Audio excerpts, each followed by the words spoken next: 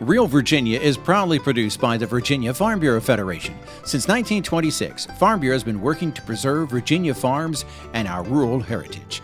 Visit our website at vafb.com. Hello everyone and welcome to Real Virginia, a show about Virginia agriculture and the people who bring us all of the wonderful local products we enjoy. Brought to you by the Virginia Farm Bureau. Craft beer is popular in the Old Dominion. We'll see how some producers are striving to make a completely local brew. If you want spring flowers, you need to plant your bulbs now. And we tour scenic Tazewell County in this week's County Agricultural Close-Up.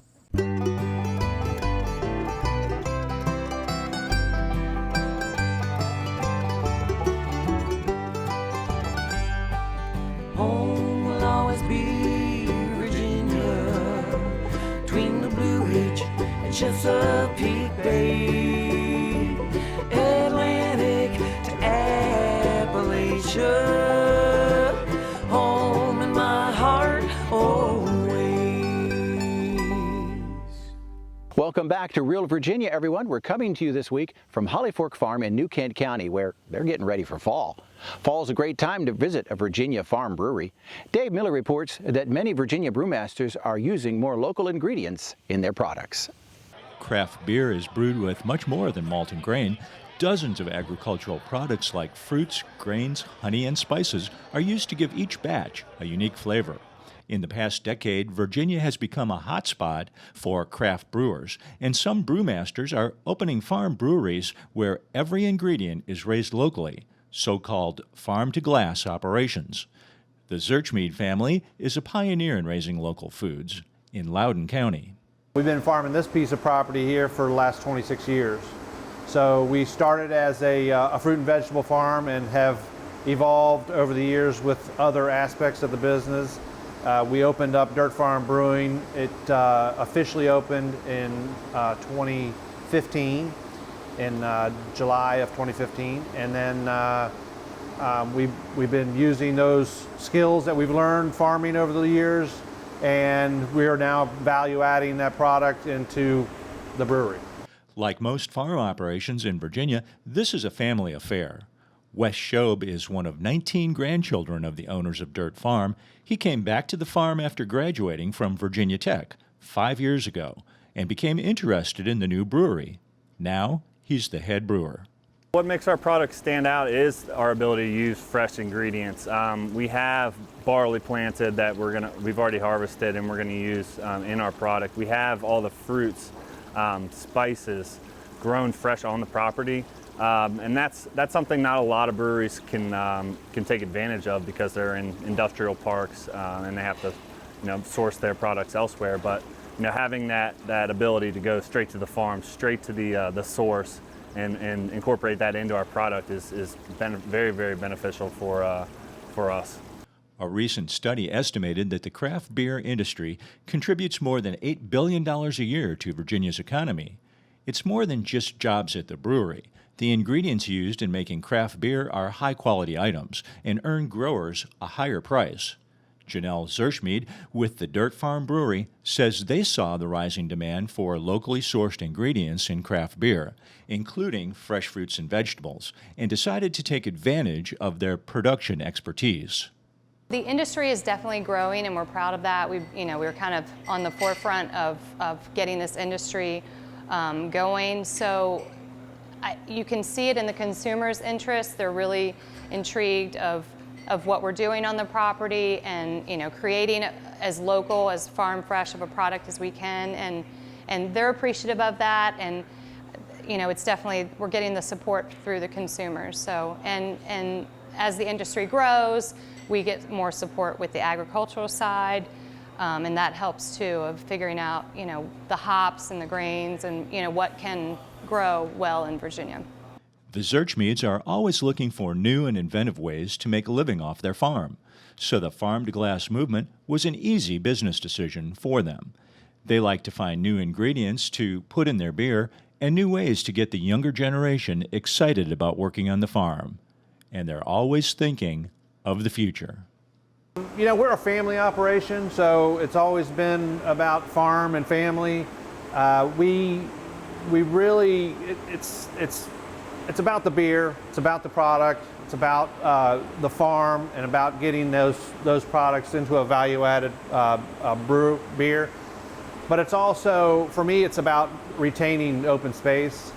We've over the years we started in one spot, then we acquired another piece of property, then we acquired this property. And, these would be houses if it weren't for us to be able to make that value add and turn a farm product into something that'll help us pay for the property. Virginia is a regional leader in craft breweries with more than 200 of them listed on the Virginia Craft Beer Trails website at virginia.org/beer trails. There are more farm breweries opening every year, making it possible to enjoy a unique craft beer anywhere in the state. Just remember to have a designated driver to allow you to enjoy the scenic views on the way home. In Loudoun County, this is Dave Miller. A 2018 study by the National Beer Wholesalers Association puts the overall economic value of craft beer in Virginia at more than $8.8 billion.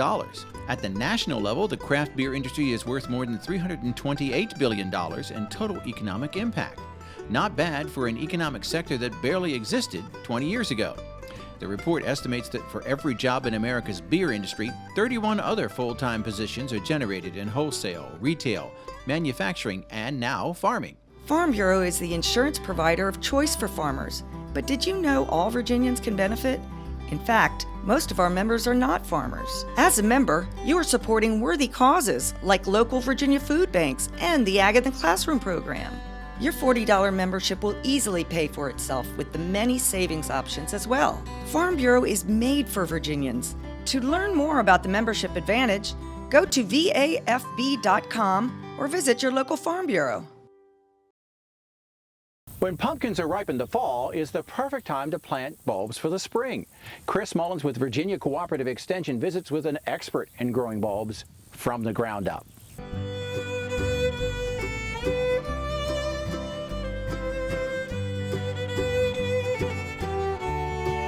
Well, hi and welcome. Today we're at Brent and Becky's Bulbs in Gloucester, Virginia. We're here with Mr. Brent Heath. Brent, thanks for letting us come out here today. What do you do here at your farm? Well, Chris, we're delighted you're here. We're a mail-order flower bulb business, and we ship smiles all over the country. Oh, that's awesome. Well, what have you got here that we're in, this garden? This is an 8-acre teaching garden, and people can come here 6 days a week and get ideas on where and how to plant bulbs into the fabric of their garden amongst annuals, perennials, ground covers, trees, and shrubs. Okay. Well, as people are thinking, these gardeners are thinking about wanting to have really nice flowers in the springtime from bulbs, what are some of the things they can start doing that maybe might help them now? Well, Chris, the most important thing is to feed the soil ahead of time. So get a good source of yard waste compost, and pick your spot and work the compost into the soil ahead of time. Okay. How about planting? Is it something very difficult? Can we see that now, how you might plant a bulb? It's too early to plant now, but we'll take you and show you fun ways to plant bulbs that are easy.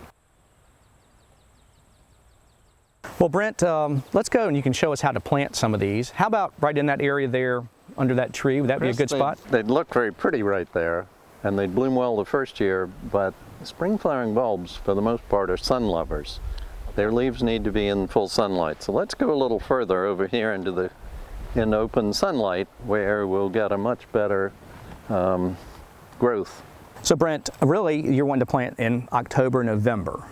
And even into December here in Virginia. Okay. And so you want to plant when the soil temperature is about 60 degrees or below. About the time of first frost is ideal to think about planting. Okay. Bulbs make their roots then.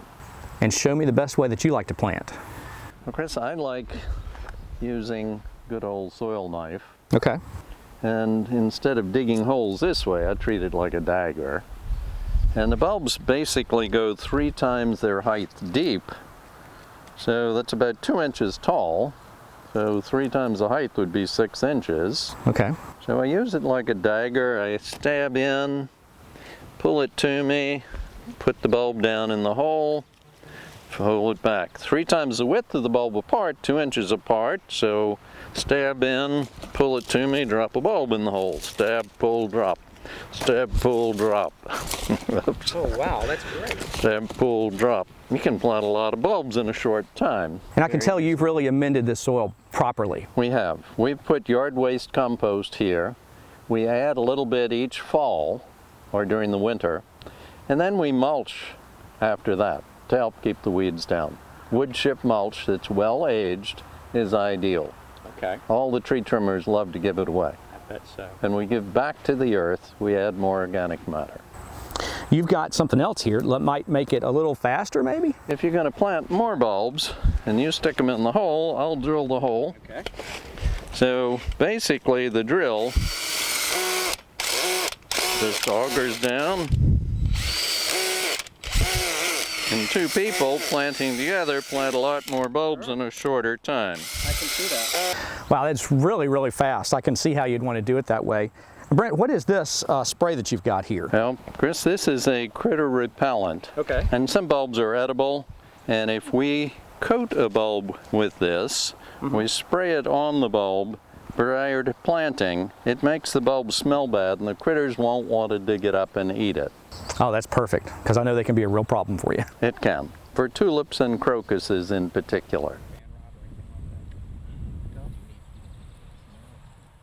Well, Brent, thank you for showing us how to plant those. Is there anything else you need to do as far as fertilization for the plants, for the bulbs at this time? Chris, we've amended the soil with compost, and after we plant, we don't put fertilizer in the hole with the bulb, but if you use a natural fertilizer on top, that additionally feeds the soil. Want it to be high in potash. Wood ashes are a good source of many minerals, so top dress with wood ashes in the wintertime. Okay. How about irrigation? Is it something they need a lot of water, a little bit of water? When they're planted, if it's dry, you need to water, get the soil damp so they'll make their roots. Once they make the roots, they won't freeze. After they finish growing and the leaves die, they want to sleep in a dry bed, just like you and I do. Okay. So, either have perennials or ornamental grasses planted on top of them, but no irrigation system putting water on them at 3 o'clock every morning. They will catch a fungus and rot. So no irrigation, and companion plant with perennials and grasses on top. Well, so many great tips today. Thank you for letting us come out and see all the wonderful things you're doing here. Well, we appreciate you being here. Thank you for coming. Well, for more information about bulbs for the spring, contact your local county extension office and talk to a master gardener. From the Ground Up, I'm Chris Mullins. We'll see you next time. From the Ground Up is presented with the generous advice and assistance of Virginia Cooperative Extension. Visit their website at ext.vt.edu. Colonial Virginians rarely used white sugar in their baking. Chef John Maxwell shows us what they used instead next in the heart of the home. And now, a sneak peek into a day in the life of a Virginia dairy cow. They get their day started. They have some lunch. Get some exercise. Spend time with their friends. And then end their day with dairy sweet dreams.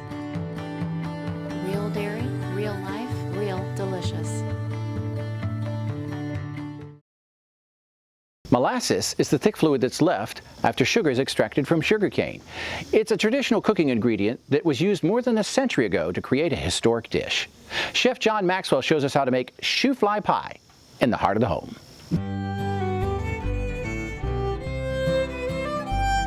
Hi, and welcome to the Heart of the Home. I'm Chef John Maxwell, and we're here at Meadow Hall in Meadow Event Park in Tazewell, Virginia, where every week we get a chance to play with great Virginia food. This is a Southern food by ingredients and attitude, but it was actually developed in Pennsylvania as part of a centennial celebration for the 100-year anniversary of the founding of our country. All right, so this is a good celebratory pie, and it is just as sweet as it can be. It's called Shoo-fly pie. And it's called Shoo-fly pie because it's so sweet it'll attract flies even in the winter, and you gotta shoo them away.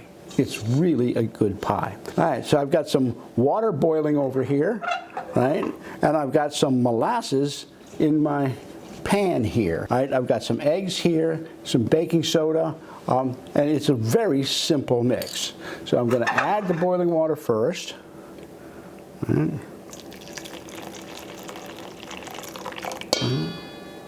And I'll have the recipe online, so you won't have to write down all of these quantities. But it was 2 cups of molasses and enough water to thin it. Now I'm going to add 2 eggs beaten. All right.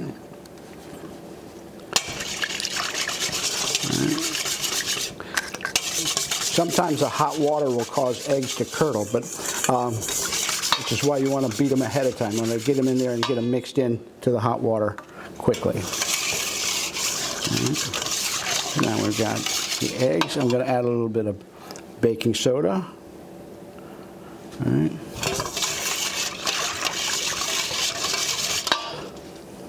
This will cause it to rise. It'll react with some of the things that are in there. The sugar is an acid, so the baking soda will react with that. All right. Now I've got a pie crust over here, all right, that we made earlier, and I'm going to add the pie filling. I have a crumb topping I have to put on. This is just flour, butter, sugar, cinnamon, it's mixed together. All right. And I'm going to sprinkle it across the top. All right. And now that's going to go into the oven. All right, so I've got a bowl, and I've had the bowl in the refrigerator chilling down, because when you whip cream, you want to make sure that everything that you deal with is very, very cold. That keeps the butter fat that's in the cream from becoming too soft.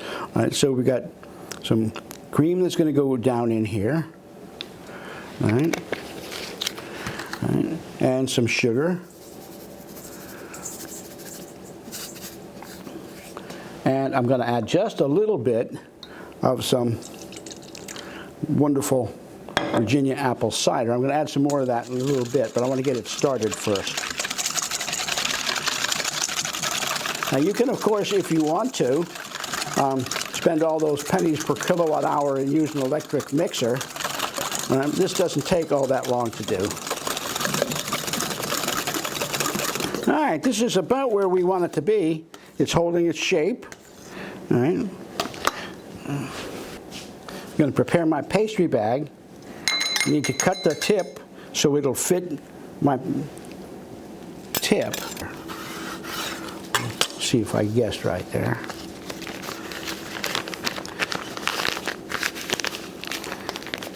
Yeah, all right. I want to make sure that I got enough of the tip outside of the bag so that we don't wind up interfering with the decoration. All right. I'm going to fill the pastry bag with whipped cream.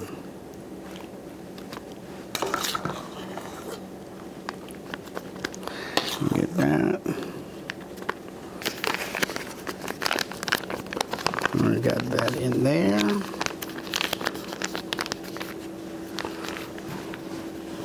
Now I'm going to set this down here and get that pie. All right.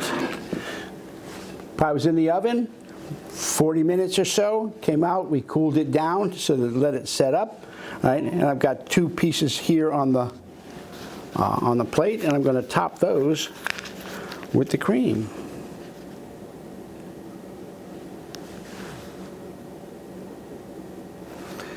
And there we go. It's Shoo-fly pie. Shoo-fly. Don't take any. I want it all. So join us next week on Heart of the Home, where we get to play with great Virginia food. Recipes from the Heart of the Home can be found on the Virginia Farm Bureau website at vafb.com, as well as on Chef Maxwell's website at chefjohnmaxwell.com. Molasses is the thick fluid left after sugarcane is boiled and white sugar is extracted. It was first created in India centuries ago and was the primary food and beverage sweetener in colonial America. Until the 1880s, it was much cheaper than white sugar. Even today, it's an extremely useful sweetener. Along with industrial alcohol and rum products, molasses can also be used to make yeast, cure tobacco, and as an additive in cattle feed.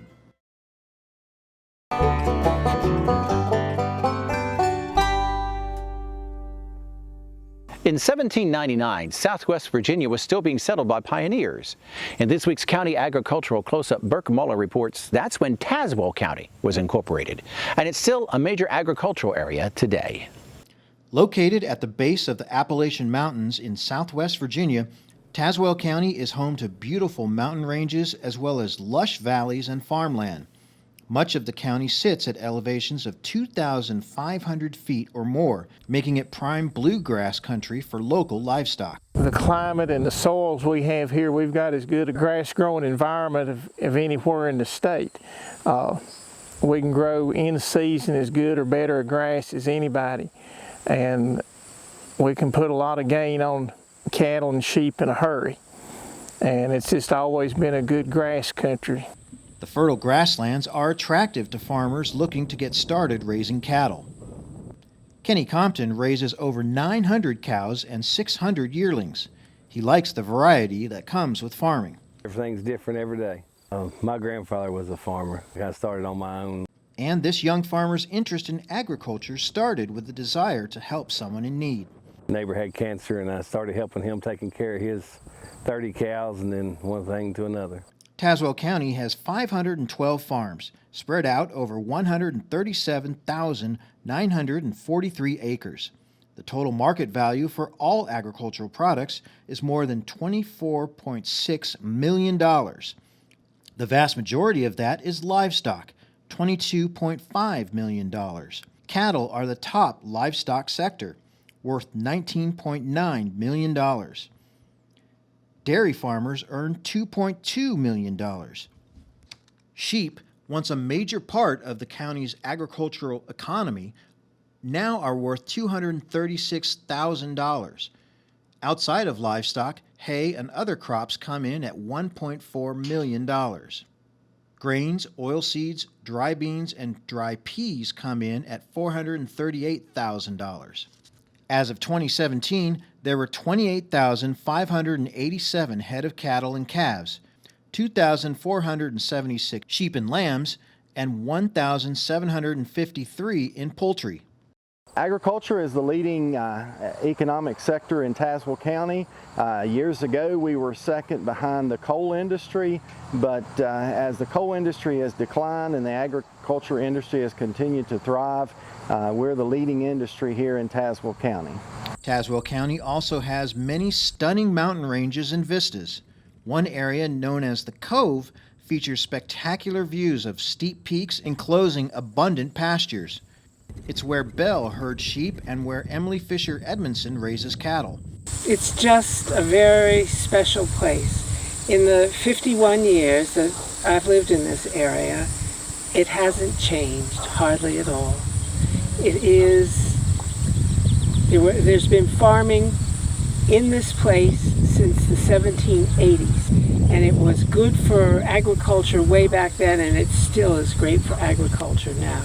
Another area unique to Tazewell County is Burke's Garden.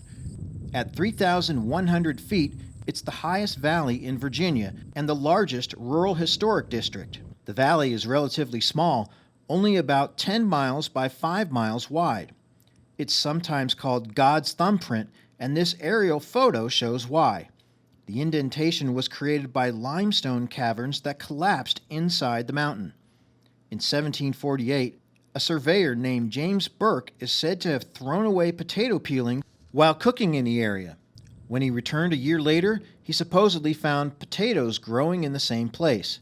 It's been a popular spot for farming ever since. I think it's a limestone country. Right here in Burke's Garden, it's some of the most fertile soil there is in the county. It's cool seasons. I mean, you know, we really don't have any 100-degree weather days. If we get up to 90, it's very hot. The people of Tazewell County are comfortable with their long tradition of agriculture as a dominant part of their community. They look forward to seeing how the next generation of farmers will continue to grow that legacy. In Tazewell County, Virginia, I'm Burke Moeller reporting. We're so glad you could join us to celebrate all the bounty that Virginia has to offer. From our kitchen to our lawn and garden to our wide open spaces, we're proud to say that this is real Virginia. So from everyone at the Virginia Farm Bureau, thanks for watching and make it a great week.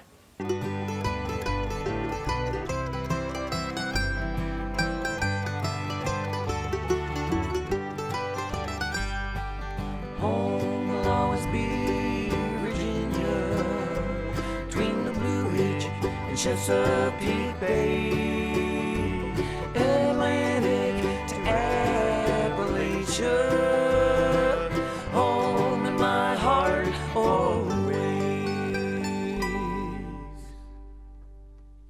Hey Bobo, do trees tell each other stories? I'm sorry, I'm afraid I don't know that. Hey, why don't we go find out? Listen. Do clouds take naps? I couldn't tell you. Dad, do stars visit their friends? Look!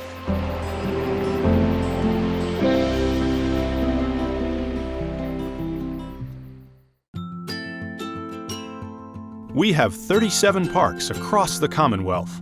Every year, 10 million visitors enjoy 600 miles of trails from beaches to mountains, hundreds of cabins and campsites, even yurts.